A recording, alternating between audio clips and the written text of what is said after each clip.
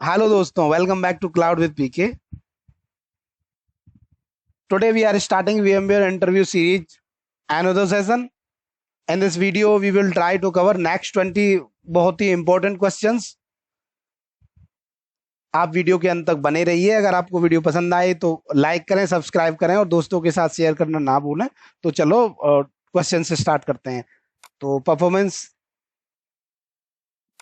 Issues, VM performance slow. अगर आपका VM का परफॉर्मेंस स्लो है, स्लोनेस अगर आपको वीएम पे दिख रही है, तो आप सीपीयू का यूटिलाइजेशन, मेमोरी का यूटिलाइजेशन, डिस्क की लेटेंसी, ये सारी चीजें चेक करें। आप वीएम के अंदर से चेक कर सकते हो, ईएसएक्सआई होस्ट से चेक कर सकते हो, इवन आप वी सेंटर से भी चेक कर सकते हो। अगर आपको दिखता है कि कहीं पे सीपीयू लेटेंसी है तो आप सीपीयू को ऑप्टिमाइज कर सकते हो, मेमोरी लेटेंसी है तो मेमोरी ऑप्टिमाइज कर सकते हो। इवन अगर आपको डिस्क लेटेंसी दिख रही है तो आप ऑब्वियसली उसे अपने एंड से आइडेंटिफाई कर सकते हो। Then you can go to the storage team or get this verified from their end what is the cause of this storage disk latency actually. Next question, high CPU usage on VM. अगर आपका CPU बहुत ही ज़्यादा high है तो आप process identify करेंगे कि कौन सी प्रोसेस है जिसकी वजह से हमारा CPU हाई जा रहा है। तो आइडेंटिफाई करके अगर ये प्रोसेस किसी एप्लीकेशन या डेटाबेस टीम से रिलेटेड है तो you will collect all the details and you will reach to database और application team with the process ID and all kind of details, so at least they will admit it and they are able to do any tuning from their end to fix the issue. Next question, what is memory ballooning? Memory ballooning क्या होता है? ESXi reclaim memory when there is shortage using balloon driver. देखो, जब ESXi host की memory high utilise हो जाती है तो बलून ड्राइवर जितने भी ESXi होस्ट के वीएम्स होते हैं उन पर इंस्टॉल्ड होता है। ये एक एजेंट जैसा होता है। तो क्या करता है ये बलून ड्राइवर, सभी वीएम्स के अंदर से मेमोरी जो कि फ्री होती है उसको पुश करता है ESXi होस्ट को, जिससे कि ESXi होस्ट प्रॉपरली उस मेमोरी का यूटिलाइजेशन कर सके जो कि फ्री है, which is free available on all the VMs which are available on that ESXi host.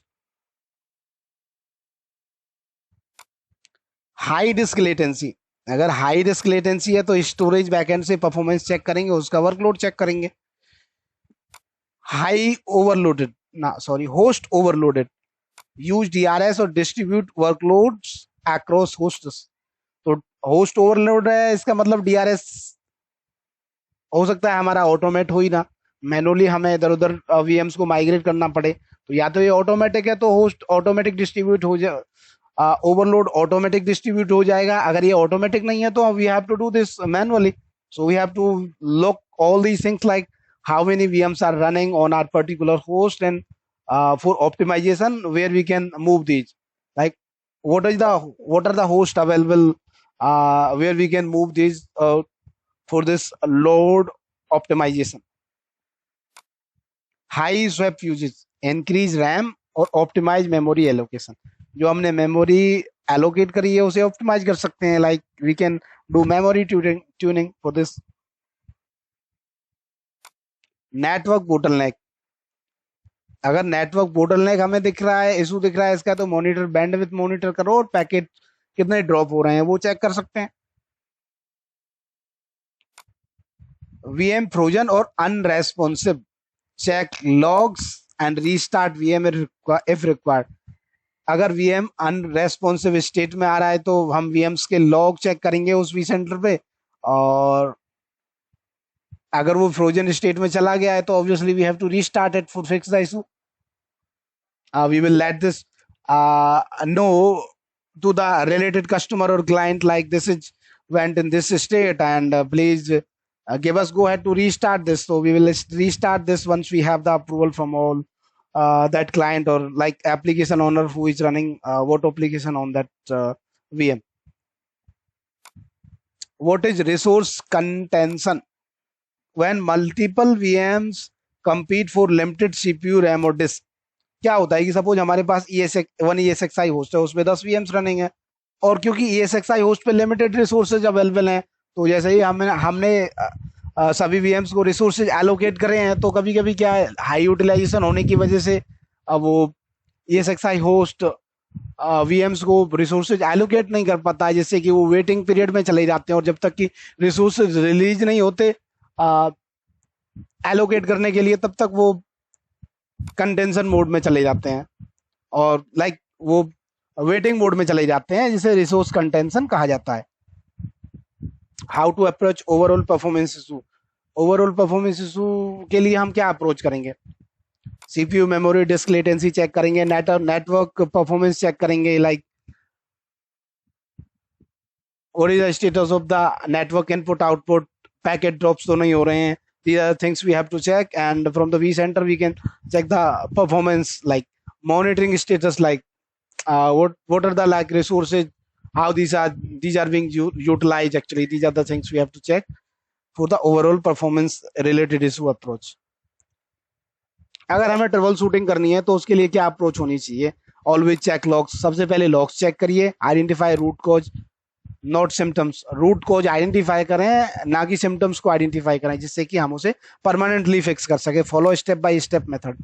Step by step method follow करना चाहिए। हमें सपोज कि हमारे पास कोई इशू है, पहले हमें लॉग चेक करने हैं, उसके बाद what is the secondary things we have to identify, we have to analyze all the things step by step. Use vCenter monitoring tool. तो vCenter का मॉनिटरिंग टूल है, उस पर हम मॉनिटरिंग काइंड ऑफ थिंग्स भी चेक कर सकते हैं। तो this would be the troubleshooting approach for any kind of issues. Question number 51, vCenter server is not starting, what should you check. अगर आपका vCenter सर्वर ही रीस्टार्ट नहीं हो रहा है या स्टार्ट नहीं कर पाए, तो क्या चेक कर सकते हैं? VPXT जो कि vCenter के लिए सर्विस होती है, PSC सर्विसेज को चेक करना चाहिए। Verify disc space on the vCenter appliance. Disc space कितना है वो चेक करना चाहिए, कहीं वो फुल तो नहीं हो गया है। अगर डिस्क स्पेस नहीं है तो सर्विस स्टार्ट नहीं होंगी, कि उसे स्पेस नहीं मिलेगा स्टार्ट होने के लिए। चेक लॉग्स भी चेक करने चाहिए, like VMware log, VMware के अंदर के लॉग्स चेक वैलिडेट करने चाहिए। Then we will be identify the cause vCenter is not starting. Also validate data storage, database connectivity, certificate तो एक्सपायर नहीं हो गया है, ये भी चेक करना पड़ेगा हमें। So these are the things we have to cover to identify the issue और fix the issue. Question 52, ESXi host is not responding in vCenter. Question number 52, ESXi host is not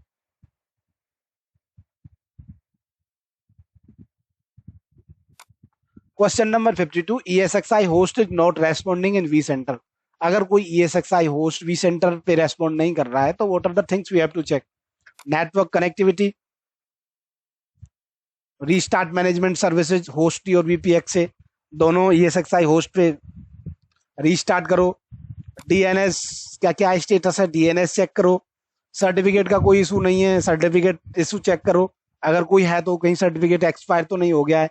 physical network connectivity check करो, और required है तो ESXi host is the reboot is the last option. Question 53, unable to log in to ESXi host. अगर आप ESXi host में log in नहीं कर पा रहे हैं, तो what are the things you have to check? Credential validate करो, करेक्ट है या नहीं है first of all. Management services hang state में तो नहीं है, तो उसे डायरेक्ट कंसोल से एक्सेस करने का ट्राई करेंगे और रीस्टार्ट करने का ट्राई करेंगे, नेटवर्क और मैनेजमेंट VPX से और VPXT दोनों सर्विसेज को। और उसके अलावा नेटवर्क की स्टेटस चेक करेंगे। लॉकडाउन मोड भी देखेंगे उसका। अगर लॉकडाउन मोड है तो हम कंसोल भी कनेक्ट नहीं कर पाएंगे, तो लॉकडाउन मोड को देखना पड़ेगा, whether this is not enable. Lockdown mode क्या होता है? इस लॉकडाउन मोड दो टाइप का होता है। एक नॉर्मल लॉकडाउन मोड में क्या होता है कि कुछ रिस्ट्रिक्शंस होते हैं जो कि हम किसी पर्टिकुलर यूजर्स को एक्सेप्शन दे सकते हैं, उसे ESXi होस्ट, उस ESXi होस्ट को डायरेक्टली एक्सेस के लिए। और दूसरा जो रिस्ट्रिक्ट मोड होता है, उसमें क्या होता है कि हम बिल्कुल ESXi होस्ट का एक्सेस ब्लॉक कर देते हैं। ओनली vCenter से ही आप ESXi होस्ट को लॉग इन कर पाते हो, बाहर से आप डायरेक्टली ESXi होस्ट को लॉग इन ही नहीं कर पाते। Question number 54, VM shows orphaned और invalid state। अगर आपका वीएम ऑर्फेंड और इनवैलिड स्टेट में दिख रहा है तो आप उसे कैसे फिक्स करोगे? This usually happens when vCenter loses track of VM files. Check data store for VM files. You can remove from inventory and re-register VM using .vmx file. आप इसे इन्वेंट्री से रिमूव करके और इसे री रजिस्टर कर सकते हैं अगर ये ऑर्फेंड और इनवैलिड स्टेट में दिख रहा है तो। Question number next 55, vMotion fails with CPU compatibility error. Obviously we have the service EVC enhanced vMotion capability that should be enabled when we are doing vMotion activity. Question number 56, time mismatch between ESXi host causing issue. अगर ये pre है ESXi host और vCenter दोनों के लिए, अगर दोनों के बीच में टाइम मिसमैच होगा तो there should be some error और we can face some issues. तो दोनों पे एनटीपी कॉन्फ़िगर होना चाहिए और दोनों का टाइम सिंक होना चाहिए। टाइम सिंक क्यों जरूरी है? क्योंकि क्रिटिकल है ये एचए के लिए, एचए सर्विस के लिए, vMotion के लिए और ऑथेंटिकेशन के लिए भी टाइम सिंक जरूरी है। तो NTP service should be running on both ESXi host and the vCenter as well. Question number 57, HA cluster shows insufficient resources for failover. अगर आपका HA cluster error दे रहा है insufficient resources for failover, what are the things you have to check? Admission control is restricting VM powering on, either increase cluster resources or adjust admission control policy. Admission control क्या होता है? देखो suppose कि हमारे किसी ESXi host की limit होती है, जैसे कि 100 में से 20% रिजर्व होता है फेल ओवर के लिए। तो अगर वो लिमिट रीच कर गया हो तो ऑब्वियसली वो रिस्ट्रिक्ट होगा और एचए फेल ओवर नहीं कर पाएगा। तो इसके लिए हम उसकी लिमिट चेक कर सकते हैं, करंट यूटिलाइजेशन चेक कर सकते हैं, हो सकता है तो हम इसे एक्सटेंड भी कर सकते हैं और रिड्यूस भी कर सकते हैं। मतलब इस इशू को फिक्स करने के लिए we can just up and down, can make up and down this resource utilization or admission control limit actually. VM not responding but is still showing powered on. Might be in the hung state, ping नहीं हो रहा है, तो obviously we have the option to restart this one. Logs check करेंगे, identify करेंगे और like we can log vendor case also. What was the cause this vendor hung state? Data store suddenly becomes inaccessible.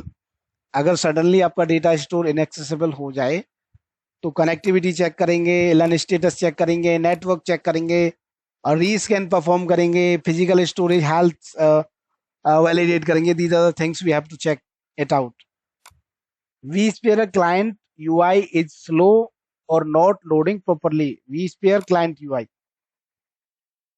vSphere client से क्या मतलब है इधर? देखो एक तो vCenter का यूआई होता है जिधर हम सभी ESXi होस्ट को मैनेज करते हैं, उसके अलावा भी vSphere क्लाइंट एक पर्टिकुलर सभी ESXi होस्ट का एक सेपरेट GUI मोड होता है जिधर हम लॉग इन करके उस पूरे ESXi होस्ट को GUI मोड में मैनेज कर सकते हैं। हम उस पर कोई भी VM क्रिएट कर सकते हैं, नेटवर्क साइन असाइन कर सकते हैं और हम all the VMs we can manage through ESXi host as well. तो अगर ये स्लो है तो क्या कर सकते हैं? चेक vCenter से CPU memory all the resource utilization check कर सकते हैं। कैसे क्लियर कर सकते हैं उसकी वजह से स्लो दिख रहा हो? Verify vCenter services and database performance, database का performance kind of things we have to check it out. That's it for the today video guys. अगर आपको वीडियो पसंद आई हो तो लाइक करें, सब्सक्राइब करें और दोस्तों के साथ शेयर करना ना भूलें। मिलते हैं अगली वीडियो में, तब तक के लिए happy learning, keep exploring, thank you, bye.